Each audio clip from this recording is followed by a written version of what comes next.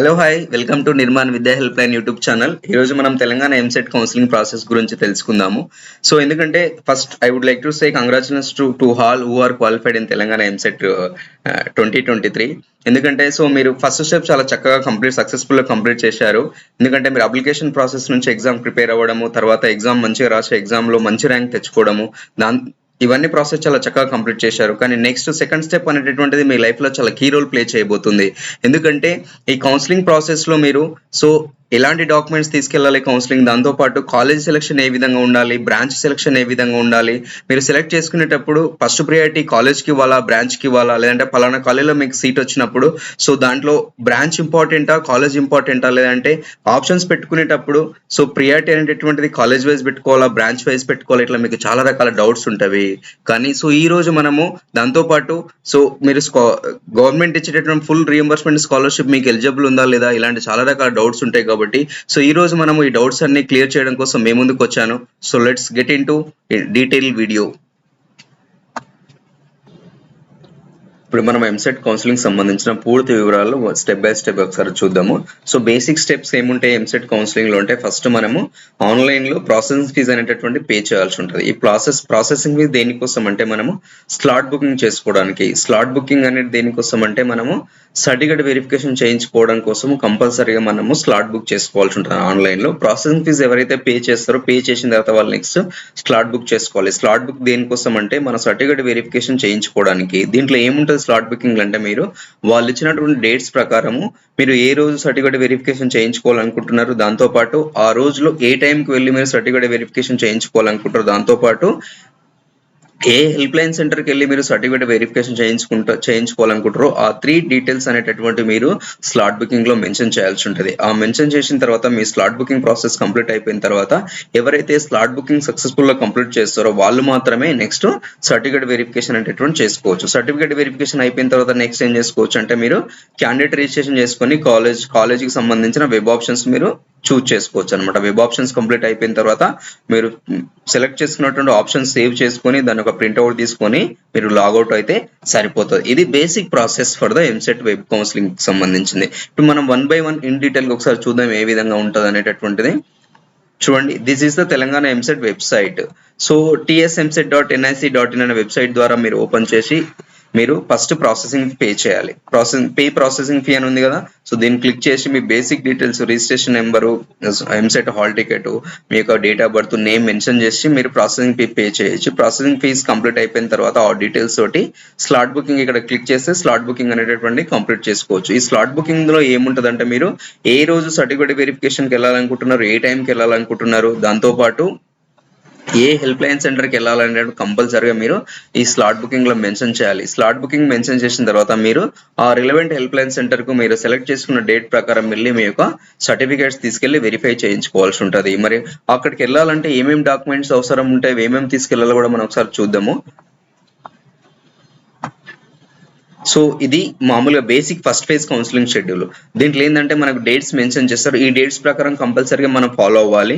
First slot booking చేసుకోవడానికి processing fees pay చేసి slot book చేసుకోవడానికి మనకు 26 జూన్ నుంచి జూలై 5 వరకు డేట్స్ ఇచ్చారు. దాంతోపాటు ఎవరైతే స్లాట్ బుకింగ్ కంప్లీట్ చేస్తారో ఆ కంప్లీట్ చేసుకున్నటువంటి వాళ్ళు సర్టిఫికేట్ వెరిఫికేషన్ కోసము జూన్ 28 నుంచి జూలై 6 వరకు ఆ డేట్స్ మధ్యలో మీరు మెన్షన్ చేసిన డేట్ ప్రకారం మీరు వెళ్ళి మీ యొక్క సర్టిఫికేట్స్ వెరిఫై చేయించుకోవాలి. మీ సర్టిఫికేట్ వెరిఫికేషన్ కంప్లీట్ అయిపోయిన తర్వాత వాళ్ళు మీకు ఒక ఆర్ఓసి ఫామ్ అనే ఒక ఫామ్ ఇస్తారు. ఆ ఫామ్ ద్వారా మీరు మళ్ళీ ఇంటర్నెట్ సెంటర్కి వెళ్ళి మీకు ల్యాప్టాప్ అవైలబుల్ డెస్క్టాప్ ఉంటే దాని ద్వారా మీరు లాగిన్ అయ్యి రిజిస్టర్ అయ్యి అప్పుడు మీరు కాలేజీ వెబ్ ఆప్షన్స్ అనేటటువంటి చూస్ చేసుకోవచ్చు. దానికి డేట్స్ ఏమి ఇచ్చారంటే 28 జూన్ నుంచి జూలై 8 వరకు ఈ డేట్స్ మధ్యలో మీరు వెబ్ ఆప్షన్స్ అనేటటువంటి పెట్టుకోవచ్చు. ఫస్ట్ పేజ్ కి సంబంధించింది. వెబ్ ఆప్షన్స్ కంప్లీట్ అయిపోయిన తర్వాత మీరు ఫ్రీజింగ్ ఉంటుంది. ఫ్రీజింగ్ అంటే ఏంటంటే, మీరు వెబ్ ఆప్షన్స్ కన్ఫర్మేషన్ పెట్టుకున్న ఆప్షన్స్ అన్ని మీరు సాటిస్ఫై కన్ఫర్మ్ అనుకున్నప్పుడు కంపల్సరీగా మీరు దాన్ని ఫ్రీజ్ చేయాల్సి ఉంటుంది. అంటే సేవ్ చేసి దాన్ని లాక్ చేయాల్సి ఉంటుంది. దాన్ని ఫ్రీజ్ అంటారు అనమాట. ఎందుకంటే దానికి సపరేట్ డేట్ ఎందుకు మెన్షన్ చేశారంటే, మీరు కాలేజ్లో కాలేజ్ వెబ్ ఆప్షన్స్ పెట్టుకునేటప్పుడు మీరు బేసిక్గా కొన్ని కాలేజ్ చూస్ చేసుకుంటారు.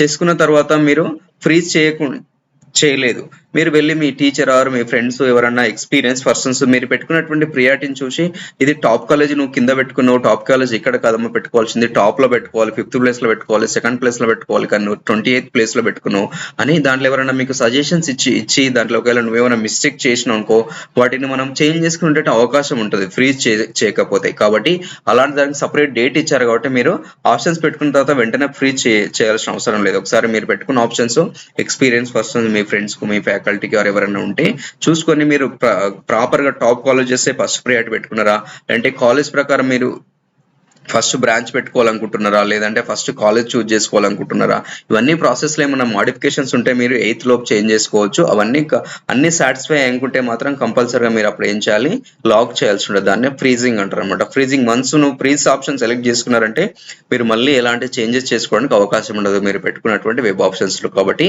ఆప్షన్స్ అనేటటువంటి చాలా జాగ్రత్తగా మీరు సెలెక్ట్ చేసుకోవాల్సి ఉంటుంది. అలా మీరు ఫస్ట్ ఫేజ్ లో ఆప్షన్స్ ఫ్రీ చేసిన తర్వాత మీకు అలాట్మెంట్స్ వచ్చేసి మనకి ఎప్పుడు వస్తాయంటే 12th జూలై రోజు మనకు ఫస్ట్ ఫేజ్ వెబ్ అలాట్మెంట్స్ అనేటువంటి వస్తాయి. అవి వచ్చిన తర్వాత మీరు కాలేజ్లో సీట్ అనేటటువంటిది మీరు సాటిస్ఫై అయినా కూడా, లేదంటే మీరు నెక్స్ట్ సెకండ్ ఫేజ్కి వెళ్ళాలనుకున్నా కూడా ఏం చేయాలన్నా కూడా మీరు కంపల్సరీ ఏం చేయంటే దాని రిలవెంట్ ఫీజు అనేటటువంటి పే చేసి మీరు సెల్ఫ్ రిపోర్టింగ్ చేయాల్సి ఉంటుంది. ఆ సెల్ఫ్ రిపోర్టింగ్ అంటే ఏంటంటే సీట్ కన్ఫర్మేషన్ కావాలి అనుకుంటే మీరు కంపల్సరీగా ఆన్లైన్లో సెల్ఫ్ రిపోర్ట్ చేసుకోవాలి. ఆ సీట్ కన్ఫర్మేషన్ కోసం మీరు సపరేట్గా కాలేజ్కి వెళ్ళాల్సిన అవసరం లేదమ్మా. ఆన్లైన్లో మీరు సెల్ఫ్ రిపోర్టింగ్ చేసుకుంటే మీ సీట్ అనేటువంటి కన్ఫర్మ్ అయిపోతుంది. దానికి డేట్స్ ఏమి ఇచ్చారంటే మీకు అలాట్మెంట్ వచ్చిన డేట్ నుంచి అంటే 12th జూలై నుంచి 19th జూలై మధ్యలో మీరు ఏం చేయాలి, సెల్ఫ్ రిపోర్టింగ్ చేసి మీరు సీట్ అనేటువంటి కన్ఫర్మ్ చేసుకోవాలి. ఒకవేళ ఫస్ట్ పేజ్ లో మీకు నచ్చిన కాలేజీ నచ్చిన బ్రాంచ్ లో సీట్ వచ్చింది అనుకో మీరు సెల్ఫ్ రిపోర్టింగ్ చేస్తారు, కానీ వెంటనే వెళ్ళి కాలేజీలో రిపోర్ట్ చేయాల్సిన అవసరం లేదు. కాలేజీలో మీరు అన్ని ఫేజెస్ అయిపోయిన తర్వాత మీరు కాలేజ్కి వెళ్తే సరిపోతుంది. మీకు అలాట్మెంట్ ఆర్డర్ లో కూడా చాలా చక్కగా క్లియర్ గా మెన్షన్ చేస్తారనమాట. కాబట్టి మీరు వరీ అవ్వాల్సిన అవసరం లేదు ఆ డేట్ మధ్యలో కాలేజ్కి వెళ్ళాలని. కాబట్టి ఈ విధంగా మీరు ఫస్ట్ ఫేజ్ అనేటటువంటిది ప్రాసెస్ అనేటటువంటిది డేట్స్ ఫాలో అయ్యి మీరు ఫస్ట్ ఫేజ్ కౌన్సిలింగ్ అనేటటువంటిది వెబ్ ఆప్షన్స్ పెట్టుకోవాలి. ఎందుకు మీకు తర్వాత సెకండ్ ఫేజ్ ఉంటుంది, ఫైనల్ ఫేజ్ ఉంటుంది, కానీ ఫస్ట్ ఫేజ్ ఎందుకు చాలా ఇంపార్టెంట్ అంటే మీరు చాలా ఇంపార్టెంట్. దాంతోపాటు కాలేజ్ సెలెక్షన్స్ బ్రాంచ్ సెలెక్షన్ కూడా చాలా ఇంపార్టెంట్ అమ్మా. ఒకవేళ మీకు అవగాహన లేకుండా మీకు అవగాహన రాహిత్యంతో మీరు బేసిక్ ఏదో ఒక కాలేజ్ వెళ్ళి మీరు పెట్టుకున్నారనుకో మీకు మంచి ర్యాంక్ వచ్చినా మీ కాలేజ్ ప్రియారిటీ అనేటువంటిది ప్రాపర్గా లేకపోవడం వల్ల మీకు ఎక్కడో టాప్ కాలేజ్ మీరు ఫస్ట్ టాప్ 10 లో పెట్టుకోవాల్సిన కాలేజ్ టాప్ 20 టాప్ 30 ప్లేస్ లో పెట్టుకున్నారనుకో మీకు ఫస్ట్ పేజ్ లో ఆ కాలేజ్లో సీట్ అలాట్ అయిపోతుంది. మీకు తీరా సీట్ వచ్చేస్తుంది, కానీ ఆ సీట్ వచ్చినటువంటి కాలేజ్ మీకు వచ్చిన బ్రాంచ్ ప్రకారం మీరు సాటిస్ఫై అవ్వరు, కానీ మీకు మంచి ర్యాంకే వచ్చి ఉంటుంది. కానీ మీకు మళ్ళీ సెకండ్ ఫేజ్కి వెళ్ళేటువంటి ఆప్షన్ ఉంది, కానీ సెకండ్ ఫేజ్కి వెళ్ళినప్పుడు మీకు ఏం ప్రాబ్లం అవుతుందంటే ఫస్ట్ ఫేజ్ లో టాప్ కాలేజ్ సీట్ వచ్చిన వాళ్ళు ఆల్మోస్ట్ వాళ్ళు సీట్ ను వదులుకోవడానికి ఇష్టంగా ఉండరు, ఎందుకంటే అదే కన్ఫర్మ్ చేసుకొని దాంట్లోనే ఫిక్స్ అయిపోతారు. కానీ నీకు కూడా మంచి ర్యాంకే వచ్చింది, కానీ నువ్వు ప్రియారిటీ ప్రాపర్ గా పెట్టుకోకపోవడం వల్ల ఏమైంది, నీకు నార్మల్ కాలేజ్లో సీట్ వచ్చింది, కానీ నువ్వు సెకండ్ ఫేజ్ లో పెట్టుకోవడానికి అవకాశం ఉంది, కానీ నువ్వు సెకండ్ ఫేజ్ లో ఆప్షన్స్ మళ్ళీ పెట్టుకుంటావు టాప్ కాలేజెస్, కానీ ఆల్రెడీ ఫస్ట్ ఫేజ్ లో టాప్ కాలేజ్ లో వచ్చినటువంటి సీట్స్ అన్ని ఫిల్ అయిపోయి ఉంటాయి కదా. మోస్ట్ ఆఫ్ ద స్టూడెంట్స్ ఎవరు వాటిని క్యాన్సిల్ చేసుకోరు కదా, కానీ అప్పుడు నీకు సెకండ్ ఫేజ్ లో మంచి కాలేజ్లో సీట్ రాకపోవడానికి ఛాన్సెస్ అనేటటువంటి చాలా ఎక్కువ ఉంటాయి. కాబట్టి ఫస్ట్ ఫేజ్ లోనే మీరు కాలేజ్ సెలెక్షన్, ఆ కాలేజ్ యొక్క ప్రియారిటీ ఆప్షన్, దాంతోపాటు బ్రాంచ్ సెలెక్షన్ అనేటువంటి చాలా ఇంపార్టెంట్. ఫర్ ఎగ్జాంపుల్ మీకు సిబిఐ లో చదువుకోవాలని ఇంట్రెస్ట్ ఉంటుంది, సిబిఐ లో సిఎస్సి చదవాలని కొంతమందికి ఉంటుంది. ఫిక్స్ సిఎస్సి నేనే చదవాలనుకున్నప్పుడు ఫస్ట్ ప్రియారిటీ మొత్తం సిఎస్సి పెట్టుకుంటారు. కొంతమంది ఏ విధంగా ఉంటారంటే సిఎస్సి కాకుండా సిబిఐలో చదవాలని డ్రీమ్ ఉంటుంది, నాకు సిఎస్సి ఫస్ట్ పీరియడ్ రాకుండా సెకండ్ ఆప్షన్ నాకు ఈసీ వచ్చినా పర్లేదు అనుకున్నటువంటి వాళ్ళు ఏం చేస్తారు, అప్పుడు సిబిఐలో ఫస్ట్ ఫేజ్ సిఎస్సి పెట్టి మళ్ళీ సెకండ్ ఆప్షన్ సిబిఐ సెలెక్ట్ చేసుకున్నప్పుడు ఈసీ పెట్టుకోవాల్సి ఉంటుంది అనమాట. సో ఇట్లా మీరు కాలేజ్ ప్రియారిటీ ఇచ్చినప్పుడు దాంతోపాటు సెకండ్ ప్రియారిటీ బ్రాంచ్ ఇచ్చినప్పుడు ఈ విధంగా చూస్ చేసుకోవాలి. అలా కాకుండా నేను ఎక్కడైనా కూడా నేను ఆల్రెడీ డిసైడ్ అయిపోయినా, నేను సిఎస్సిలోనే బ్రాంచ్ సెలెక్ట్ చేసుకోవాలనుకుంటున్నాను, నేను ఈసీఏ చదవాలనుకుంటున్నాను, నేను మెకానికల్ ఇంజనీరింగ్ కోర్స్ చేద్దాం అనుకుంటున్నాను, నేను కెమికల్ ఇంజనీరింగ్ చేద్దామని ఇట్లా మీరు ఆల్రెడీ డిసైడ్ అయిపోయారు అనుకో ఫస్ట్ మీరు టాప్ కాలేజీలో ఫస్ట్ ప్రియారిటీ మొత్తము మీరు అనుకున్నటువంటి బ్రాంచ్ చూస్ చేసుకోండి. అప్పుడు అవి అయిపోయిన తర్వాత మళ్ళీ మీరు సెకండ్ ప్రియారిటీ ఒకవేళ మీరు అనుకున్న టాప్ కాలేజీలో మీరు అనుకున్నటువంటి బ్రాంచ్ రాకపోతే మళ్ళీ టాప్ కాలేజీలో సెకండ్ ప్రియారిటీ బ్రాంచ్ చేద్దాం అనుకున్న ఒకవేళ అలా అనుకున్నటువంటి వాళ్ళు మళ్ళీ సేమ్ కాలేజీలో మీరు సెకండ్ ప్రియారిటీ మీరు అనుకున్నటువంటి బ్రాంచ్ ని సెలెక్ట్ చేసుకోవాలి. ఈ ప్రాసెస్ అనేటువంటి మీరు చాలా క్లియర్ గా ఫాలో అయ్యారనుకో ఫస్ట్ పేజ్ లో మీకు మంచి కాలేజీలో సీట్ రావడానికి అవసరం ఉంటుంది. College selection branch selection analysis అనేది చాలా ఇంపార్టెంట్. ఇంపార్టెంట్ కాబట్టి దట్ ఫేజెస్ పైన కూడా మీరు డిపెండ్ అయి ఉంటుంది కాబట్టి ఆ ఫేజెస్ లో కూడా మీరు ఆ కాలేజ్ సెలక్షన్ చాలా ఇంపార్టెంట్, కంపల్సరీగా మీరు ఫాలో అవ్వాలి ఇక్కడ ఇచ్చిన డేట్స్ ప్రకారం. నెక్స్ట్ వచ్చి same process second phase and final phase, దీన్నే second phase and final phase అంటారు. సేమ్ ఇక్కడ ఇచ్చినటువంటి డేట్ ప్రకారం మిగతా అంతా సేమ్ టు సేమ్ ప్రాసెస్ ఉంటుంది. సేమ్ మీరు ఈ విధంగా ఆప్షన్స్ పెట్టుకోవచ్చు వాళ్ళు ఇచ్చిన డేట్స్ ప్రకారము. తర్వాత ఫైనల్ గా ఫస్ట్ ఫేజ్ సెకండ్ ఫేజ్ లో వచ్చినటువంటి వాళ్ళు August 7th నుంచి August 9th మధ్యలో మీకు ఇచ్చినటువంటి కాలేజీలో వెళ్ళి మీరు రిపోర్ట్ చేయాల్సి ఉంటుంది. సో ఇక్కడ ఇంకొక విషయం ఏంటంటే కొంతమందికి డౌట్స్ ఉండొచ్చు, సార్ నాకు ఫస్ట్ ఫేజ్ లో సీట్ వచ్చింది కానీ నాకు మంచి కాలేజీలో సీట్ రాలేదు, కానీ నేను ఆల్రెడీ సెల్ఫ్ రిపోర్టింగ్ చేశాను, మరి final phase second phase counselling నేను అటెండ్ అవ్వచ్చా లేదా అనే డౌట్స్ ఉంటుంది. లేదంటే కొంతమంది ఫస్ట్ ఫేజ్ లో సర్టిఫికేట్ వెరిఫికేషన్ కంప్లీట్ చేసుకుంటారు కానీ వెబ్ ఆప్షన్స్ పెట్టుకోరు ఏదో వేరే కారణాల వల్ల, మరి అలాంటి వాళ్ళు సెకండ్ ఫేజ్ ఫైనల్ ఫేజ్ లో ఆప్షన్స్ పెట్టుకోవచ్చా? లేదంటే నేను ఫస్ట్ ఫేజ్ లో నేను అన్ని ప్రాసెస్ కంప్లీట్ చేసిన సీట్ వచ్చింది కానీ నేను ఈ బ్రాంచ్ నాకు నచ్చలేదు, నేను వేరే బ్రాంచ్ లో వెళ్ళాలనుకుంటున్నా, మరి నేను ఆప్షన్స్ పెట్టుకోవచ్చా? ఇలాంటి డౌట్స్ మీకు ఉంటాయి కాబట్టి సో ఎవరెవరు నెక్స్ట్ ఫేజ్ అటెండ్ అవ్వచ్చు అంటే ఫస్ట్ ఫేజ్ అటెండ్ అవ్వని వాళ్ళు అటెండ్ అవ్వచ్చు, లేదంటే ఫస్ట్ ఫేజ్ అటెండ్ అయ్యి only processing fees slot booking చేసుకుని వాళ్ళు సర్టిఫికేట్ వెరిఫికేషన్కి వెళ్ళలేదు, అలాంటి వాళ్ళు కూడా సెకండ్ ఫేజ్ వెళ్ళచ్చు. సర్టిఫికేట్ వెరిఫికేషన్కి వెళ్ళిరు కానీ ఆప్షన్స్ పెట్టుకోలేదు, వాళ్ళు కూడా నెక్స్ట్ ఫైనల్ ఫేజ్ అటెండ్ అవ్వచ్చు. సో ఆప్షన్స్ పెట్టుకున్నారు సీట్ రాలేదు, వాళ్ళు కూడా సెకండ్ ఫేజ్కి వెళ్ళచ్చు. ఆప్షన్స్ పెట్టుకున్న సీట్ వచ్చింది కానీ వాళ్ళు సాటిస్ఫై లేరు ఆ కాలేజ్ ఆ బ్రాంచ్ లో, వాళ్ళు కూడా వెళ్ళొచ్చు అనమాట. కాబట్టి వీళ్ళు మీకు సీట్ వచ్చిన వాళ్ళు కూడా మీరు నెక్స్ట్ ఫేజ్ కి ఆప్షన్ ఉంది కాబట్టి మీరు ఒకవేళ మీకు ఆప్షన్ వచ్చి సీట్ వస్తే కంపల్సరీగా దాన్ని ఏంటంటే మీకు సాటిస్ఫై ఉంటే కంపల్సరీగా దాన్ని సెల్ఫ్ రిపోర్టింగ్ చేయండి. సెల్ఫ్ రిపోర్టింగ్ చేసిన తర్వాత మీరు సెకండ్ ఫేజ్ కి వెళ్ళొచ్చు. సెకండ్ ఫేజ్ కి వెళ్ళినప్పుడు ఫస్ట్ ఫేజ్ లో సీట్ వచ్చిన వాళ్ళు సెకండ్ ఫేజ్ మళ్ళీ ఆప్షన్స్ పెట్టుకుంటప్పుడు ఒకటి ఏంది ఫాలో అవ్వాలంటే చాలా జాగ్రత్తగా మీకు ఫస్ట్ వచ్చినటువంటి కాలేజ్ కన్నా ఇంకా బెటర్ ఉన్నటువంటి కాలేజెస్ మాత్రం ఆప్షన్స్ పెట్టుకోవాలమ్మా. దానికన్నా బెటర్ లేని కాలేజెస్ కూడా మీరు సెకండ్ ఫేజ్ లో ఆప్షన్స్ పెట్టుకున్నారు అనుకో అప్పుడు ఏమైతుంది, మీకు ఫస్ట్ ఫేజ్ లో వచ్చినటువంటి సీట్ క్యాన్సిల్ అయ్యి మీకు సెకండ్ ఫేజ్ లో కూడా రావడానికి అవకాశం ఉంటుంది. ఒకవేళ సెకండ్ ఫేజ్ లో మీకు ఒకవేళ సీట్ వచ్చింది అనుకో కంపల్సరీగా ఆటోమేటిక్ గా ఫస్ట్ ఫేజ్ లో వచ్చినటువంటి సీట్ క్యాన్సిల్ అయిపోతుంది డిఫాల్ట్ గా. కాబట్టి సెకండ్ ఫేజ్ లో మీకు సీట్ కన్ఫర్మ్ అయిపోతుంది. కాబట్టి సో సెకండ్ ఫేజ్ లో కాలేజ్ సెలక్షన్ చాలా ఇంపార్టెంట్. మీకు ఫస్ట్ ఫేజ్ లోనే మంచి కాలేజ్ వచ్చింది అనుకో ఇంకా బెటర్ కాలేజ్ కావాలనుకున్నప్పుడు మాత్రమే దానికన్నా బెటర్ ఉన్న కాలేజ్ మాత్రమే సెకండ్ ఫేజ్ పెట్టుకోవాలి, కాలేజ్ ఆర్ బ్రాంచెస్. ఎందుకంటే మీకు ఒకవేళ సెకండ్ ఫేజ్ లో సీట్ వచ్చింది అనుకో మీకు బెటర్ వచ్చిన కాలేజీలో వస్తుంది కాబట్టి అప్పుడు మీరు సాటిస్ఫై అవ్వచ్చు. మీరు బెటర్ గా లేనటువంటి అన్సాటిస్ఫైడ్ కాలేజెస్ సెకండ్ ఫేజ్ లో మీరు పెట్టుకున్నారు అనుకో మీరు అప్పుడు ఆ కాలేజీలో సీట్ వచ్చింది అనుకో మీకు మంచి వచ్చిన కాలేజీలో సీట్ క్యాన్సిల్ అయ్యే అవకాశాలు ఉంటుంది. కాబట్టి అక్కడ కూడా మీరు ఏ కాలేజీలో పెట్టుకోవాలి సెకండ్ ఫేజ్ లో అనేటటువంటి కూడా ఏ బ్రాంచ్ లో పెట్టుకోవాలనేది కూడా చాలా చాలా ఇంపార్టెంట్. అది కూడా మీరు మంచిగా ప్రాపర్ గా ప్లాన్ చేసుకొని ఆప్షన్స్ పెట్టుకోవాల్సి ఉంటుంది. ప్రాసెసింగ్ గురించి మనం మాట్లాడుకున్నాం స్టార్టింగ్ లోనే. చూడండి ప్రాసెసింగ్ ఫీజు వచ్చేసి SC/ST వాళ్ళకి అయితే 600 రూపీస్ ప్రాసెసింగ్ ఫీజు ఉంటుందమ్మా, అది పే చేయాలి. అది పే చేసి మీరు స్లాట్ బుక్ చేసుకోవాల్సి ఉంటుంది.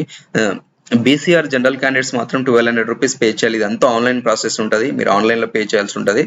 రిజిస్ట్రేషన్ చేసుకోవాలని చెప్పాక basic EAMCET hall ticket number, మీ 10th class marks, inter hall ticket number inter 10th details తోటి మీరు ప్రాసెసింగ్ ఫీజ్ అనేటటువంటి పే చేసి స్లాట్ బుక్ చేసుకోవాల్సి ఉంటుంది అనమాట. నెక్స్ట్ స్లాట్ బుకింగ్ వెళ్ళి అయిపోయిన తర్వాత మీరు హెల్ప్లైన్ సెంటర్ లో సర్టిఫికేట్ వెరిఫికేషన్ కి వెళ్ళాల్సి ఉంటుంది కదా. సో దాంట్లో ఎలాంటి డాక్యుమెంట్స్ తీసుకెళ్ళాలి, ఏమేమి డాక్యుమెంట్స్ తీసుకెళ్ళాలి కూడా ఒకసారి క్లియర్ గా చూద్దాం. సో ఇక్కడ all original documents along with 2 sets of xerox copies కంపల్సరీగా తీసుకెళ్ళండి. ఒకవేళ వీలైతే 1 set ఎక్స్ట్రా తీసుకెళ్ళినా కూడా no problem. So original documents ఏమేమి తీసుకెళ్ళాలి, మీరు వెబ్సైట్ నుంచి డౌన్లోడ్ చేసుకున్న ఎంసెట్ ర్యాంక్ కార్డు, దాంతోపాటు ఎంసెట్ హాల్ టికెట్ నెంబరు, దాంతోపాటు మీ యొక్క ఒరిజినల్ ఆధార్ కార్డు, మీ యొక్క 10th class SSC marks memo and మీకు ఇంటర్మీడియట్ మార్క్స్ మెమో అండ్ మీరు 6th క్లాస్ నుంచి ఇంటర్మీడియట్ వరకు చదువుకున్నటువంటి మీ యొక్క స్టడీ సర్టిఫికేట్స్ అంటే వీటిని మనము బోనఫైడ్స్ అంటారు. ఇవన్నీ ఒరిజినల్ తీసుకెళ్ళాలి. వీటితో పాటు మీ యొక్క TC ట్రాన్స్ఫర్ సర్టిఫికేట్ అండ్ మీరు ఎవరైతే స్కాలర్షిప్స్ ఎలిజిబుల్ ఉన్నారో మీరు గవర్నమెంట్ రీఎంబర్స్మెంట్ స్కాలర్షిప్ పొందాలనుకుంటున్నారో అలాంటి వాళ్ళు కంపల్సరిగా 2023 జనవరి 1 తర్వాత తీసినటువంటి మీ యొక్క తహసీల్దార్ MRO ఆఫీస్ లో మీ తహసీల్దారు ద్వారా తీసినటువంటి ఇన్కమ్ సర్టిఫికేట్ కంపల్సరిగా తీసుకెళ్ళాలి స్కాలర్షిప్ ఎలిజిబుల్ ఉన్నటువంటి వాళ్ళు.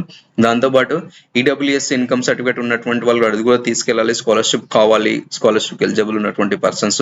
దాంతోపాటు క్యాస్ట్ సర్టిఫికేట్ కూడా చాలా చాలా ఇంపార్టెంట్. ఇది కూడా ఇవన్నీ original set and along with 3 set or 2 sets xerox copies కూడా కంపల్సరీగా మీరు మీకు కౌన్సిలింగ్ హెల్ప్లైన్ సెంటర్కి తీసుకెళ్ళి మీరు వెరిఫై చేయించుకోవాల్సి ఉంటుంది అనమాట.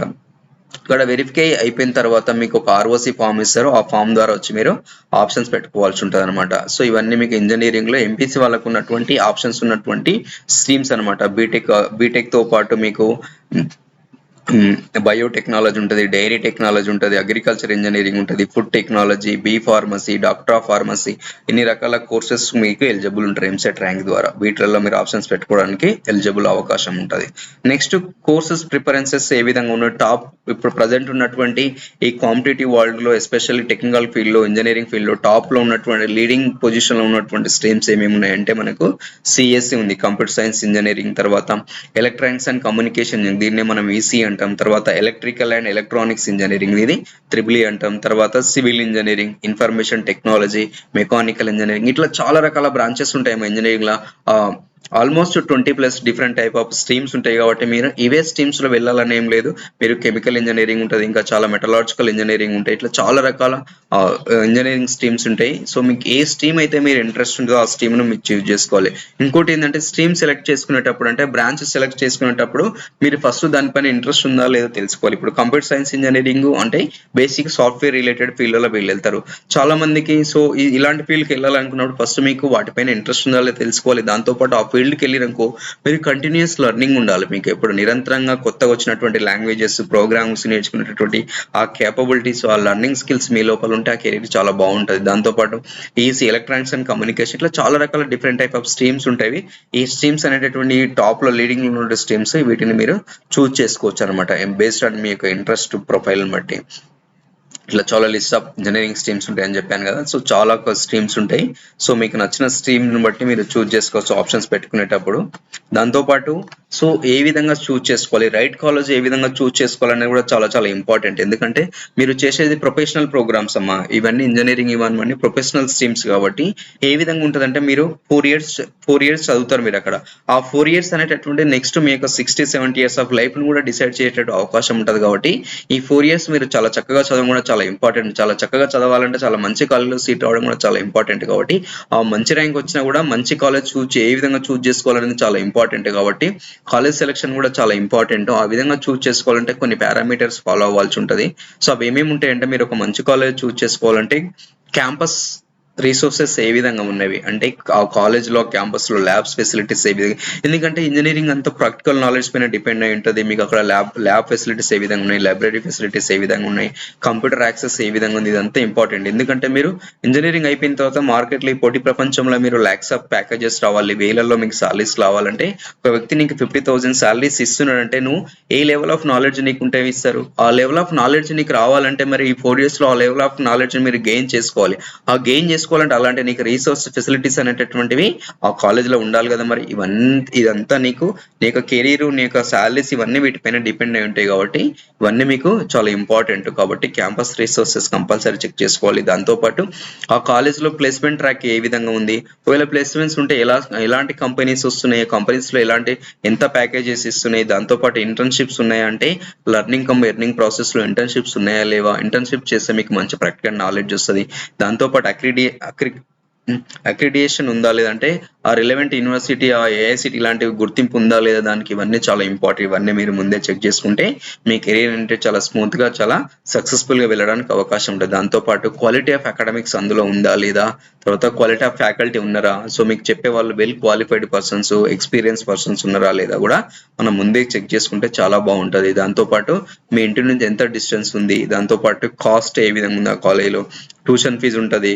కొంతమంది గవర్నమెంట్ ట్యూషన్ ఫీజుకు కొంత అమౌంట్ మాత్రమే వస్తుంది, రిమైనింగ్ అమౌంట్ వాళ్ళు పే చేయగలరా, దాంతోపాటు నీకు అకామిడేషన్ ఫెసిలిటీస్ దగ్గరలో ఉన్నాయా ఏమన్నా, ఇవన్నీ మనం ముందే చెక్ చేసుకోవాలి. దాంతోపాటు సో మీరు ఇవన్నీ తెలియాలంటే కాలేజ్ను విజిట్ చేయొచ్చు, లేదంటే ఇంకొక ప్రాసెస్ ఏంటంటే మీకు ఏమైనా వేరే ఛానల్స్ ద్వారా ప్రీవియస్ స్టూడెంట్స్ ఎవరైనా ఉంటారు కదా అలాంటి వాళ్ళ ఫీడ్బ్యాక్ కూడా మీరు తీసుకోవచ్చు అనమాట. అలాంటి ఫీడ్బ్యాక్ తీసుకుని వాళ్ళ ద్వారా కూడా ఆ పర్టికులర్ కాలేజ్ యొక్క ట్రాక్ రికార్డ్ కూడా మీరు తెలుసుకోవచ్చు. దాంతోపాటు మీకు వచ్చినటువంటి ఆ స్టడీస్ కంటిన్యూ చేయాలంటే మీకు ఫినాన్షియల్ బ్యాక్గ్రౌండ్ కూడా చాలా చాలా ఇంపార్టెంట్. దాంతోపాటు మీకు ఒకవేళ ఫ్యామిలీ బ్యాక్గ్రౌండ్ డిపెండెన్సీతో పాటు మీకు ఏమేమి స్కాలర్షిప్స్ గవర్నమెంట్ ఇచ్చే స్కాలర్షిప్తో పాటు అదర్ స్కాలర్షిప్స్ ఏమైనా ఉన్నాయా, ఇలాంటివి ఏ విధంగా అప్లై చేసుకోవచ్చు, ఇలాంటి డీటెయిల్స్ కూడా మీరు ముందే తెలుసుకోవాలి. స్కాలర్షిప్ ఆర్ అదర్ డీటెయిల్స్ కోసం మన యొక్క విద్యా హెల్ప్ లైన్ అప్రోచ్ అయితే మన వాళ్ళు మీకు చాలా క్లియర్ గా అవైలబిలిటీ స్కాలర్షిప్స్ కూడా చెప్తారమ్మా. ఈ విధంగా మనము కాలేజీ సెలెక్షన్ అనేటువంటిది పారామీటర్స్ మీరు ఫాలో అయితే చాలా సక్సెస్ఫుల్ అవడానికి ఎక్కువ అవకాశాలు ఉంటాయి. దాంతోపాటు ఆప్షన్స్ పెట్టుకోవడం కూడా చాలా ఇంపార్టెంట్. ఇందాక చెప్పాను కదా,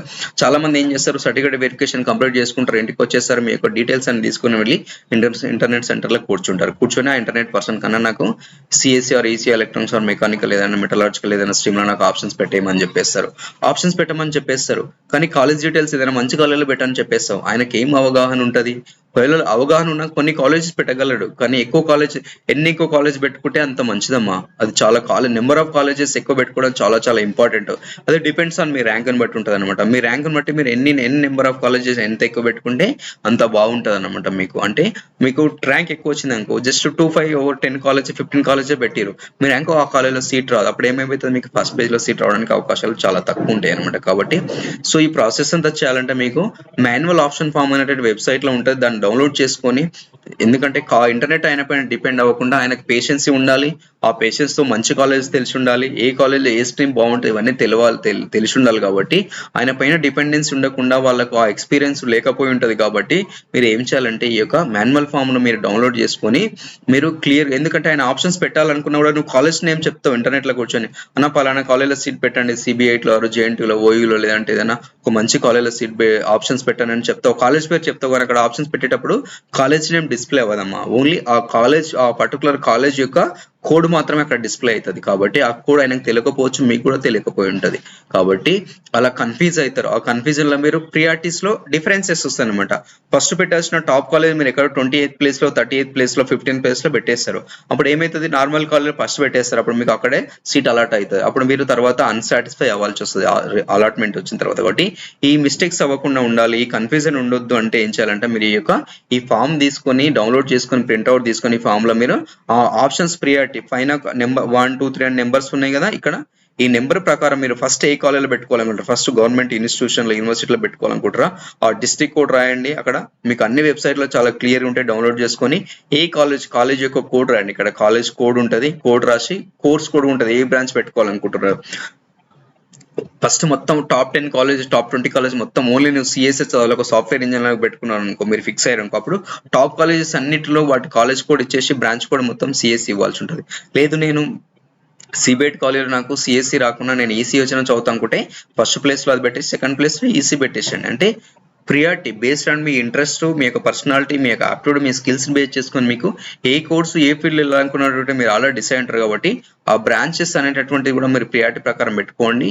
first colleges colleges priority top కాలేజీలో నీకు ఏ స్ట్రీమ్ వచ్చినా చదవాలని అయినా వచ్చినా చదువుతాను ఇంట్రెస్ట్ ఉంటే అప్పుడు మీరు ఫస్ట్ టాప్ కాలేజెస్ పెట్టేసి ఆ కాలేజీలో మీరు 1 by 1 స్ట్రీమ్ సెలెక్ట్ చేసుకోండి. అట్లా మీరు ఈ ఈ ఈ ఫామ్ లో మీరు సీరియల్ నెంబర్ ప్రకారం ఏ కాలేజీలో మీరు పెట్టుకోవాలనుకుంటే ఆ serial number code, branch code, college code మీరు ఫిల్అప్ చేసుకొని అప్పుడు మీరు ఇంటర్నెట్ సెంటర్కి వెళ్ళారు అనుకో, ఆయన దగ్గర కూర్చొని చాలా క్లియర్ గా లాగిన్ అయిన తర్వాత చక్కగా చెప్పొచ్చు, అన్న ఫస్ట్ ప్రియారిటీ కాలేజ్ పెట్టేసేయండి, సెకండ్ ప్రియారిటీ కాలేజ్ పెట్టేసేయండి, ఫస్ట్ ప్రియారిటీలో ఈ బ్రాంచ్ పెట్టండి, సెకండ్ ప్రియారిటీలో ఈ బ్రాంచ్ పెట్టండి అని మీరు ఆ ఫామ్ ముందులో చూసుకుంటూ చెప్తే ఆయన ఎలాంటి మిస్టేక్స్ లేకుండా ఆయన ఈజీగా పెట్టడానికి అవకాశం ఉంటుంది.